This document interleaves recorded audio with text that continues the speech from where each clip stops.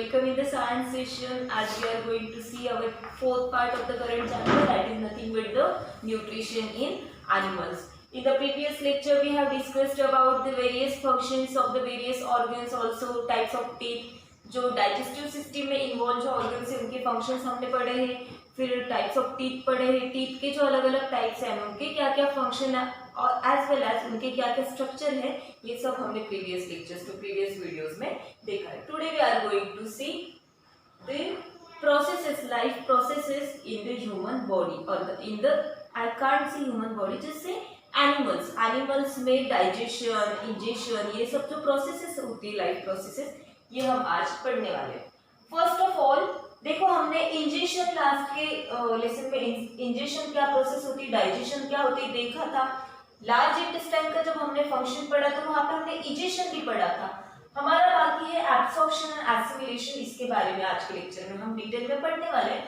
First of all फिर से एक बार मैं आपको ये प्रोसेसेस एक्सप्लेन कर देती हूँ. इंजेशन क्या होता है? When you take the food inside the mouth, taking of food in the mouth is nothing but the ingestion. जब फूड लेते हो माउथ में वो होता है ingestion. Then breaking down complex substances into simpler one, that process is nothing but the digestion. Complex substances like proteins, carbohydrates, fats, whatever nutrients present in the food, that are nothing but the complex substances, and our body cannot digest that complex substances, cannot use that complex substances to get the energy. So our body needs to break down that food into simpler one. So digestion ये क्या process है? इसमें जो complex substances हमारे food में present होते हैं like carbohydrates, fats etcetera, उनको ब्रेक डाउन करना है स्मॉलर सब्सटेंसेस में, सिंपलर सब्सटेंसेस में, विच कैन बी डाइजेस्टेड और which can be used to get the to form the blood और to get the energy.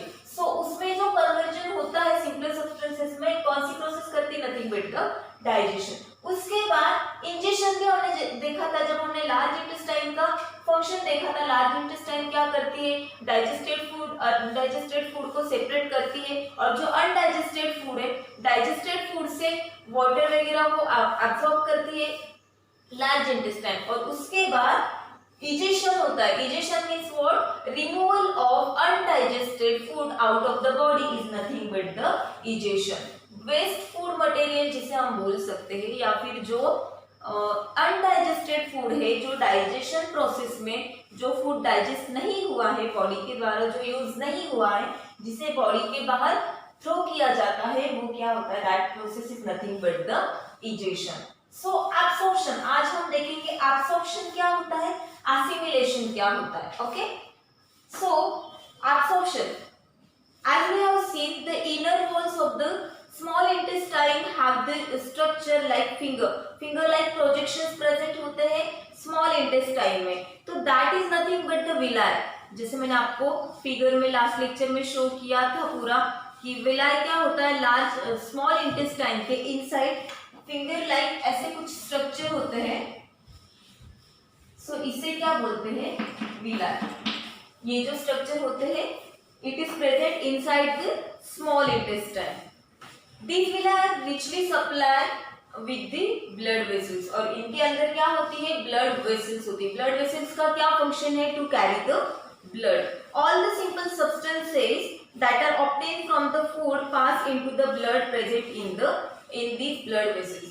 Now digestion में जो भी simpler substances में conversion हुआ है, प्रोटीन्स का, फैट्स का, carbohydrates, that is complex substances का, डाइजेशन में क्या हुआ है? कन्वर्जन अभी सिंपलर वन में, सिंपलर सब्सटेंसेस में. अभी वो सिंपलर सब्सटेंसेस से फूड ऑब्टेन करना, और जो ब्लड में पास होता है, तो ये कहाँ से होता है? ये जो विला है इसके अंदर जो ब्लड वेसल्स प्रेजेंट है, ये क्या करती है? फूड से जो इंपॉर्टेंट न्यूट्रिएंट्स ब्लड फॉर्मेशन के लिए लगने वाली वो एब्सॉर्ब करती है.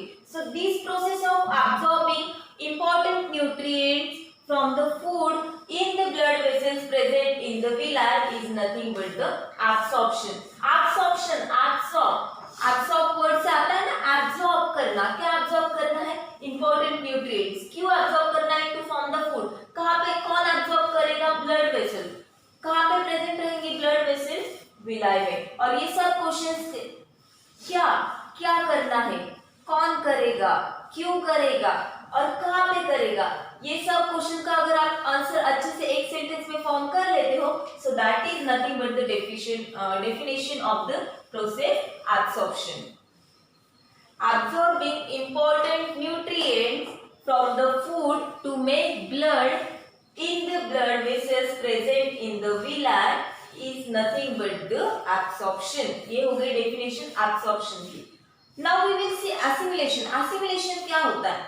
The blood carries these useful substances to each part of the body, and body uses these substances to maintain the for the maintenance and growth of the body. The absorption of digested food and its utilization by the body is called assimilation.